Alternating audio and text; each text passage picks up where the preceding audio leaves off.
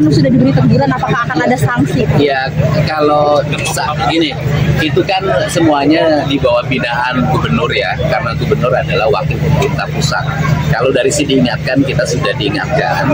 Kemudian nanti tanggal 8 kita akan undang para bupati, wali kota, termasuk wali kota Depok. Nanti adalah hal yang menjadi titik tekan kita agar peristiwa serupa tidak terulang lagi. Berarti cuma teguran untuk pertama ini, teguran aja Ya, gitu ya, teguran dulu lah, teguran dulu kan jadi wali kotanya baru, jadi masih latihan. Kang Dedi, soal ini Kang, yang kemarin sempat rame viral Kades Kelapa Nunggal minta THR. Oh iya, saya kan sudah tegaskan bahwa mengenai Kades Kelapa Nunggal kan saya sudah ada penegasan. Kalau dari sisi struktur atau hierarki kan tanggung jawab pembinaan Kades ada di bawah bupati. Itu dari sisi pembinaannya, aspek administratifnya, karena dia SK-nya itu SK yang dikeluarkan oleh bupati.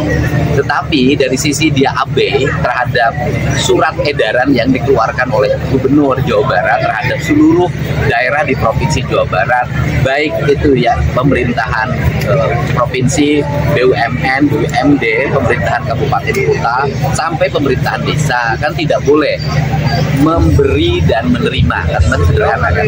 Ini kan meminta, artinya kan meminta diberi.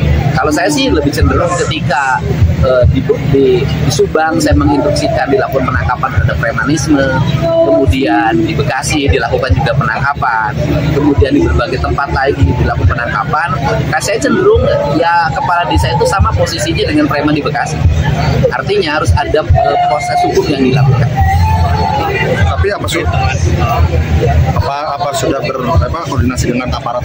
Oh sudah, saya sudah sampaikan ke Kapolda Jabar, saya sudah menyampaikan. Tindak lanjutnya apa Kang? Iya, kita tunggulah beberapa hari ini.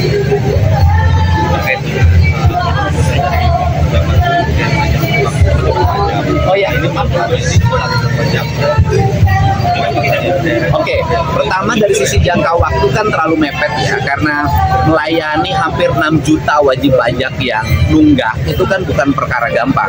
Saya melihat timbul antrian yang begitu panjang dan itu merepotkan baik petugas maupun para wajib pajak.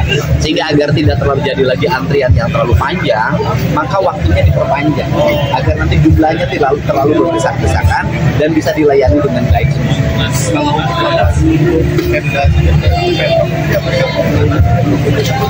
Logikanya kan sederhana. Yang pertama adalah mereka itu tidak bayar karena ketidaksanggupan membayar utang dan kemudian denda. Kan ketidaksanggupan itu kan ada yang 15 tahun, ada yang 18 tahun. Yang paling sedikit kan 2 tahun. Nah, kita kan tidak mungkin menunggu ketidaksanggupan itu menjadi sanggup. Apa?